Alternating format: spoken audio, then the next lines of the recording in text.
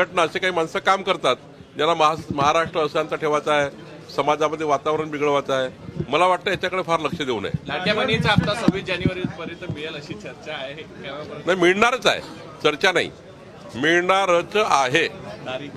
तारीख 26 तारखेच्या आत. जिल्हा परिषद, महानगरपालिका, सार्वजनिक बांधकाम अनेक विभागांचा आढावा घेत आहेत. मार्चमध्ये महाराष्ट्र सरकारचं बजेट आहे आणि बजेटपूर्वी नागपूर जिल्ह्यातले, जिल्हा परिषदेमधले आणि आमच्या नागपूर विभागातले जे जे काही महाराष्ट्र सरकारकडे जे कामं आम्ही प्रस्तावित करतो त्याचं बजेट केलं पाहिजे. जिल्हास्तरीय अधिकाऱ्यांनी जर बजेट योग्य पद्धतीने केलं तर राज्य सरकार आपल्या बजेटमधनं नागपूर जिल्ह्याला निधी उपलब्ध करून देईल. आणि म्हणून मी आज येणाऱ्या बजेट करता नागपूर जिल्ह्याची काय मागणी आहे, नागपूर शहराची काय मागणी आहे याकरता जिल्हा परिषदेला आलो आहे. सर, अजून पालकमंत्री जाहीर झाले नाही, केव्हापर्यंत पालकमंत्री जाहीर होतील? फार जास्त वाट पाहायची गरज नाही आहे.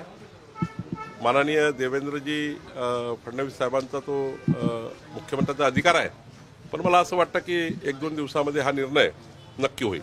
सर, नागपूर जिल्ह्यामध्ये जात प्रमाणपत्र देण्यासंदर्भात दिरंगाई होतं. हिंगणा तालुक्यामध्ये, शेषनगरमध्ये अनेक पारधी विद्यार्थिनी अशा आहेत की जे शिक्षण सोडण्याच्या मानसिकतेत पोहोचले, कारण ग्रॅज्युएशन कंप्लीट व्हायला आला मात्र 2-2 वर्ष झाले अर्जावर कारवाई नाही झाली. मी त्यांची आजच बैठक घेणार आहे आणि या बैठकीमध्ये ज्या अधिकाऱ्यांनी पारधी समाजावर जाणीवपूर्वक कास्ट सर्टिफिकेट देण्याकरता अन्याय केला असेल त्यावर निश्चित कारवाई मी करणार आहे. कारवाई करणार आहे. सर, तत्कालीन कृषी मंत्री धनंजय मुंडे यांच्या कार्यकाळामध्ये कृषी विभागातले काही धोरण बदलवले आणि त्यावर आता हायकोर्टानं सरकारला जबाब देखील विचारलेला नाही. उच्च न्यायालयामध्ये जेव्हा एखादी कुठली केस होते किंवा पिटिशन होते तेव्हा उच्च न्यायालय सरकारला जे काही बाबी विचारतात, सरकार योग्य वेळी त्याचे योग्य उत्तर देत असतं. मला वाटतं की सरकार या ठिकाणी जे काही धोरण बदललं असेल किंवा जे काही काळाची गरज असेल सरकार त्याचं उत्तर देईल. सर, ये बताएं कि कल भारतीय जनता पार्टी और संघ की एक महत्वपूर्ण बैठक होने वाली है. मंत्रियों की किन विषयों पे होगी और संघ के तरफ से कौन रहेगा, सरकार के तरफ से क्या मुख्यमंत्री के साथ साथ कौन रहेगा? हमारे विचार परिवार के सारे अधिकारी होते हैं जो हम लोग जो सरकार में चुन के आने के बाद हमारा दायित्व होता है कि आदिवासी विभागों में, सामाजिक न्याय के विभागों में, शैक्षणिक विभागों में, ये सारे विषयों पर सरकार का जो भी प्रश्न है समाज के, वो प्रश्नों को लेकर एक चर्चा होती रहती है. हर 3-4 महीने में एक बार ऐसी चर्चा होती है. तो ऐसे ही एक हमारे सारे मंत्रियों का परिचय होगा. हमारे सारे मंत्रियों के विभाग में क्या क्या जनता के लिए कर सकते हैं, समाज के लिए कर सकते हैं, आखिरी आदमी के लिए कर सकते हैं. जहाँ अभी भी सरकार पहुंची नहीं वहाँ सरकार कैसी पहुंचाई जाए, इसके लिए भी एक निश्चित कार्यक्रम बनता है. तो मुझे लगता है ये बहुत मार्गदर्शनपूर्ण बैठक होती है. इसमें जो मार्गदर्शन मिलता है ये समाज के लिए और राष्ट्र के लिए हितकारक होता है. सर, विपक्ष कह रहा है की महापालिकेच्या दृष्टीने फार महत्त्वाची ही बैठक, समन्वय बैठक मानण्यात येते, कारण की अशा बैठकी विधानसभेपूर्वी पण झालेल्या होत्या. सगळ्या महानगरपालिकेच्या स्थानिक स्वराज्य संस्थेच्या निवडणुकीची उद्याच्या बैठकीचा काहीच संबंध नाही आहे. सरकार आल्यानंतर आमच्या मंत्र्याचा परिचय, त्या ठिकाणी पुढचे आम्ही जो मॅन्युफॅक्चर दिला होता, जाहीरनामा दिला होता, त्या जाहीरनामाबद्दलचा काय टाईमलाईन आहे, काय कार्यक्रम आहे आमचे, हे सारी चर्चा होतं. आणि शेवटी या चर्चेचा अर्थ एकच आहे की आम्ही जी जनतेला वचन दिलं आहे ते वचनपूर्ती कशी करावी, लवकरात लवकर व्हावी याकरता थोडी चर्चा होतं. हे आदिवासी भागातले प्रश्न आहेत, सामाजिक न्यायाचे प्रश्न आहेत, याच्यावर चर्चा होतं.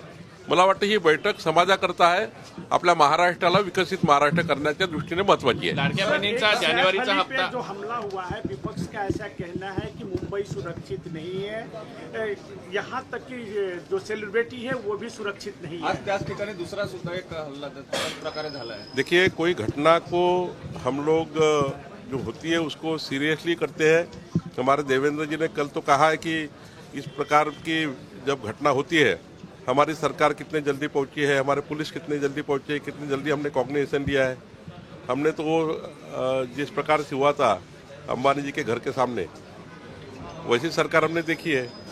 हम सोचते हैं कि कोई भी घटना को कोई भी घटना से नहीं कंपेयर करना चाहिए। बट महाराष्ट्र में मुंबई सुरक्षित है। जितने भी मेट्रोपॉलिटन सिटी है देश में, उसमें मुंबई अधिक सुरक्षित है। मुंबई की पुलिस बहुत अलर्ट है, हमारे महाराष्ट्र पुलिस भी अलर्ट है। ऐसी घटना होने के बाद, घटना जब होती है उसके बाद पुलिस कैसी एक्शन मोड में आती है, इसको ज़्यादा महत्व है। तो मुझे लगता है हमारे गृह मंत्री, मुख्यमंत्री पूरे एक्शन मोड पे है और पूरी तरह से कारवाई कर रहे हैं। सैफ अली खानच्या हल्ल्या प्रकरणावरून पाकिस्तानच्या एका मंत्र्यांनी हिंदू महासभेवर निशाणा साधलाय, कसं?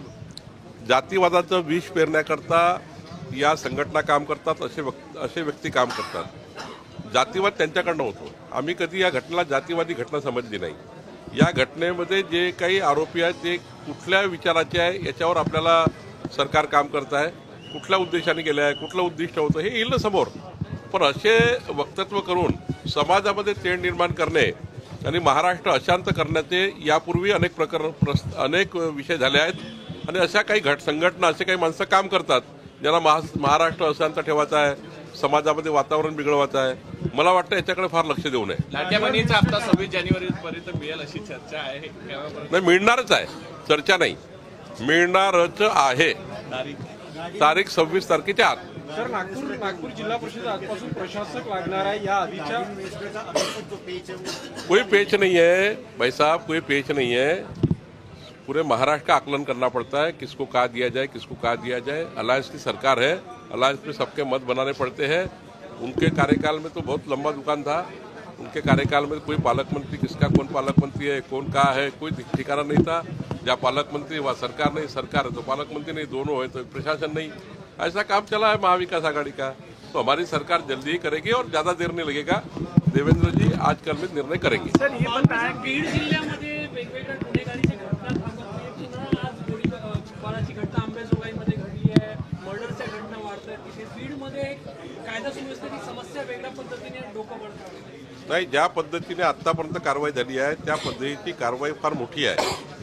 अनेक ज्या ठिकाणी गन लायसन होते त्या गन लायसनवरही त्या ठिकाणी कारवाई झाली आहे आणि पुढच्या काळात असे गोळीबार करणारे लोक आता फार नाही आहेत। मला वाटतं देवेंद्रजींनी त्याच्या पूर्ण दखल घेतली आहे, निश्चित त्याच्यावरही कारवाई होईल। सर, ये बताएं कि कई जिला परिषद अभी भंग हुई है, तो क्या महानगर पालिका जिला परिषद का चुनाव संयुक्त रूप से करेंगे? क्योंकि एक तरफ वन नेशन वन इलेक्शन की बात की जा रही है, तो महाराष्ट्र के जितने भी महानगर पालिका जिला परिषद, उनका चुनाव क्या सरकार, बीजेपी और आप लोग सोच रहे हैं एक साथ कराने के लिए? देखिए, ये सारा अधिकार राज्य चुनाव आयोग का है। सरकार को जो वहाँ पर राज्य चुनाव आयोग को जो सपोर्ट करना चाहिए कि चुनाव लेने के लिए क्या क्या हमारे कलेक्टर्स, हमारे सारे प्रशासन, वो सारा तैयार है। जब भी सुप्रीम कोर्ट का रिजल्ट आ जाएगा उसके बाद सारी तैयारी करेंगे। मुझे राज्य चुनाव आयोग तो करना ही पड़ेगा क्योंकि चुनाव तो लेना ही पड़ता है। तो सुप्रीम कोर्ट के रिजल्ट के लिए रुका हुआ है। जैसा भी रिजल्ट आता है मुझे लगता है फिर थोड़ा 12वीं की परीक्षा है, 10वीं की परीक्षा है, फिर आपको एक थोड़ी गैप देनी पड़ती है। तीनों नगर पालिका है, महानगर पालिका है, जिला पंचायत है। लेकिन हमारा सबका ये मानना है कि सुप्रीम कोर्ट का जैसा निकाल आ जाएगा तो राज्य चुनाव आयोग जो होगा वो राज्य चुनाव आयोग जल्दी ही थोड़ा इस पर टाइमलाइन में चुनाव करे, ये हमारी उनको विनती रहेगी। धन्यवाद सर।